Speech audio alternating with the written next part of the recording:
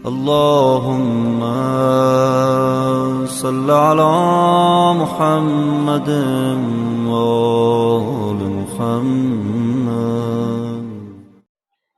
اعوذ باللہ من الشیطان الرجیم. بسم اللہ الرحمن الرحیم. اللہم صل علی محمد وآل محمد.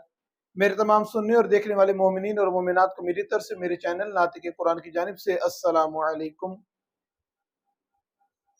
پریشانیوں کی دوری کے لیے، اپنی مشکلات کے حل کے لیے حضرت امام محمد باقر علیہ السلام کا تعلیم کردہ ایک نسخہ دعا لے کر آپ کی خدمت میں حاضر ہوا ہوں. یہ عام دعا نہیں ہے، یہ کوئی معمولی دعا نہیں ہے. اس کے بارے میں روایت یہ ملتی ہے کہ امام باقر علیہ السلام نے اپنے صحابی عبداللہ ابن عبد الرحمن سے ارشاد فرمایا، کیا میں تمہیں ایسی دعا تعلیم دوں کہ وہ جب ہم اہل بیت علیہ السلام، ہم آل محمد علیہ السلام کبھی کرب میں، تکلیف میں، پریشانی میں ہوں تو ہم بھی یہ دعا پڑھتے ہیں. تو یقیناً ہماری طرح یہی کہا ہوگا اس عبد الرحمن نے بھی کہ مولا ضرور فرمائیں، میرے ماں باپ آپ پہ قربان، فرزند رسول ارشاد فرمائیں. تو مولا نے جو دعا تعلیم دی ہے وہ انشاءاللہ آپ کو سکرین پہ بھی نظر آ جائے گی. اس کا ترجمہ یہ ہے کہ اے وہ خدا جو سب پہلوں سے پہلا ہے، اولین سے اول. آل محمد علیہ السلام کا جو نور ہے وہ اول نور ہے، اور جو ان سے بھی پہلے ہو. اے وہ خدا، اے وہ خدا کہ جو کن کہتا ہے تو چیز ہو جاتی ہے. پروردگار کا یہ لفظ کن کہنا، کیا خدا اپنی زبان سے اس لفظ کو استعمال کرتا ہے یا اپنے کمالات سے یہ لفظ ادا کرتا ہے؟ پروردگار یہ لفظ ادا نہیں کرتا. شیخ صدوق علیہ الرحمہ نے اپنی کتاب توحید میں یہ لکھا ہے کہ پروردگار کا جو ارادہ ہے وہی کن ہوتا ہے. یہ ہمارے اور آپ کے سمجھنے کے لیے الفاظ استعمال کیے جاتے ہیں کہ خدا کن کہتا ہے تو کام ہوتا ہے، ورنہ نہ خدا کسی الفاظ کے بولنے کا محتاج ہے، نہ کسی ارادہ کرنے کا محتاج ہے. وہ صرف اور صرف کسی چیز کو جب چاہتا ہے کہ ہو جائے وہ ہو جاتی ہے. اور یہاں پر ایک اور باریک مسئلہ جو میں چاہتا ہوں مومنین کو ایک ایمان کی تازگی دیتے ہوئے، کہ خدا خالق ہے، محمد اور آل محمد علیہ السلام کا خالق ہے، مگر بعض مقامات میں قرآن مجید میں ایک لفظ استعمال ہوتا ہے، یا بدیع السماوات والارض. بدیع اور خالق، آپ اس کو اگر گوگل پہ جا کے سرچ کریں گے تو دونوں کا میننگ کریٹر ہی آئے گا کہ خلق کرنے والا. خالق بھی وہی ہے، بدیع بھی وہی ہے. ان میں ڈفرنس کیا ہے، ان میں فرق کیا ہے؟ خالق وہ بھی ہوتا ہے جو پہلے سے موجود چیز کی طرح کی کوئی چیز خلق کر دے، وہ بھی خالق ہے. مثلا انسان ہیں اور انسان خلق کر دیے، ملائکہ ہیں اور ملائکہ خلق کر دیے، یہ بھی ایک قسم ہے خالق کی. مگر بدیع کس کو کہتے ہیں؟ بدیع وہ ہوتا ہے کہ جس کے پاس اپنی اس خلقت سے پہلے کوئی ایسی مثال موجود نہ ہو، کہ جو اس نے بنایا ہے، جو اس نے کیا ہے، اس سے پہلے کوئی مثال ہی ایسی نہیں ملتی. اب یہاں پہ میں مومنین کے ایمان کی تازگی کے لیے بیان کروں گا کہ محمد اور آل محمد علیہ السلام کا جو نور پروردگار نے بنایا ہے، کائنات میں اس سے پہلے اس نور کی مثال ہی نہیں ملتی. یہ جس طریقے سے بدیع السماوات والارض ہے، اسی طریقے سے بدیع محمد اور آل محمد علیہ السلام بھی پروردگار کی ذات ہے. وہ خالق جو سب پہلوں سے پہلا ہے، اولین سے بھی اول ہے، کن کہتا ہے اور چیز ہو جاتی ہے. اور پھر وہ کہ جب سب کا آخر ہو جائے گا وہ آخر میں بھی باقی رہنے والا ہے. یہ دعا کا ترجمہ ہے. اور پھر اس دعا کو مانگیں، محمد اور آل محمد علیہ السلام پہ صلوات کے بعد اپنی حاجت طلب کریں جس زبان میں عربی میں کر سکتے ہیں، اردو میں کر سکتے ہیں، پنجابی میں کر سکتے ہیں، جس زبان میں چاہیں حاجت طلب کریں۔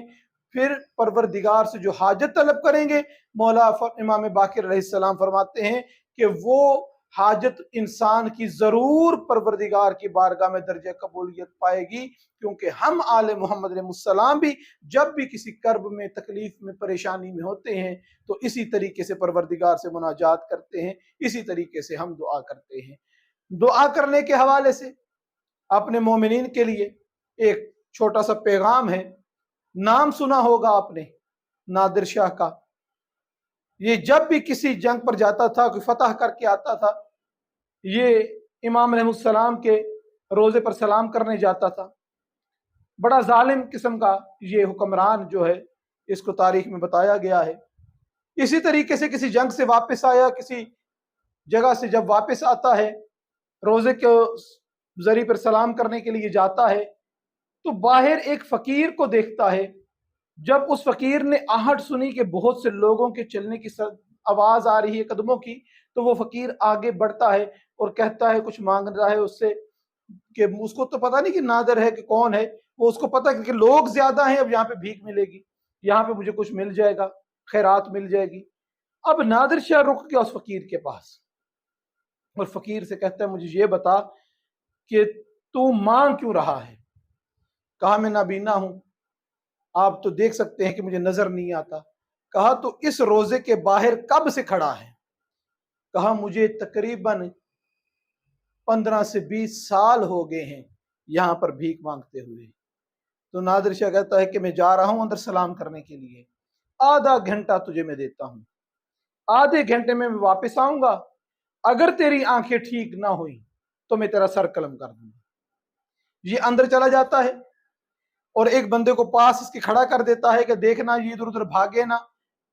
اب یہ فقیر مولا امام علی رضا علیہ السلام سے مناجات کرتا ہے، استغاثے بلند کرتا ہے، مولا مجھے مار دے گا، مجھے شفا دیجئے، میری آنکھوں کو شفا دیجئے، مولا یہ مجھے ختم کر دے گا، یہ بڑا ظالم ہے۔ ابھی وہ آدھا گھنٹے کا ٹائم پورا کر کے نادر شاہ جب واپس آتا ہے تو کیا دیکھتا ہے کہ فقیر کی آنکھیں ٹھیک ہو چکی ہوتی ہیں۔ اور کیوں ٹھیک ہوئیں؟ یہ وہ نقطہ ہے جہاں پہ میں مومنین کو اس دعا کے سلسلے میں لانا چاہتا ہوں۔ پہلے جتنے سال وہ اس دربار پہ، اس روضہ اقدس پہ کھڑا رہا، وہ دعا مانگتا نہیں تھا، دعائیں پڑھتا تھا، فقیر بن کے رہتا تھا۔ ایک لمحے کے لیے جب اس نے دعا کی ہے، پروردگار سے وسیلہ مولا امام علی رضا علیہ السلام کا بنایا ہے، تو ایک لمحے میں اس کی دعا جو ہے وہ درجہ قبولیت پہ پہنچ گئی ہے۔ اسی طریقے سے یہ دعا پڑھنی نہیں، فقط یہ دعا کرنی ہے۔ جب تک کریں گے نہیں، قبولیت نہیں ہوگی۔ دعا پڑھنے کے لیے نہیں، دعا کرنے کے لیے ہے۔ وہ دعائے کمیل ہو یا کوئی بھی اور دعا ہے، دعائے توسل ہے، کوئی بھی دعا ہے، یہ دعائیں پڑھنے کی عادت چھوڑ دیں، یہ دعائیں کرنے کی عادت اپنا لیں۔ یہ مشکلیں دور نہیں ہوتی، مسائل حل نہیں ہوتے، یہ دعائیں کرنے کا طریقہ ہمیں نہیں آتا۔ ہمیں دعائیں پڑھنے کا خوبصورت تو طریقہ معلوم ہو چکا ہے، لیکن جب دعا کریں گے تب پروردگار آپ کی حاجت روائی کرے گا۔ جب پروردگار کو دل سے پکاریں گے، ایک لمحے کے لیے سندے فقیر نے دل سے پکارا، صحیح معنوں میں پروردگار کو وسیلہ پیش کر کے دعا مانگی، تو ایک لمحے میں، آدھے گھنٹے میں، وہ کئی سال کا نابینا، آدھے گھنٹے میں اس کی پروردگار نے آنکھوں میں نور عطا کر دیا، اس کو روشنی عطا ہو گئی۔ یہ جو امام باقر علیہ السلام کی دعا ہے، اس کو بھی فقط لفظوں کو پڑھنا یہ دعا نہیں ہے، ان کو پڑھیں ان کی حقیقت کو سمجھتے ہوئے کہ وہ پہلا بھی خدا ہے جو سب سے پہلے تھا، وہ جو کن کہتا ہے اور سب کچھ ہو جاتا ہے، اور جب کچھ نہ رہے گا تو یہ باقی رہے گا، یہی ہے جو تیری حاجت کو پورا کر سکتا ہے۔ پھر یہ اس یقین کے ساتھ جب دعا مانگیں گے، اپنی حاجت طلب کریں گے، بارگاہ رب العزت میں دعا قبول ہوگی۔ پروردگار سے دعا ہے کہ پروردگارہ ہمیں صحیح مانگنے کا طریقہ عطا فرما، ہمیں دعا کرنے کا طریقہ عطا فرما، ہمیں صحیح معنوں میں سیرت محمد اور آل محمد علیہ السلام کو پڑھنے، سمجھنے اور اس پر عمل کرنے کی توفیق عطا فرما۔ وما علینا الا البلاغ المبین۔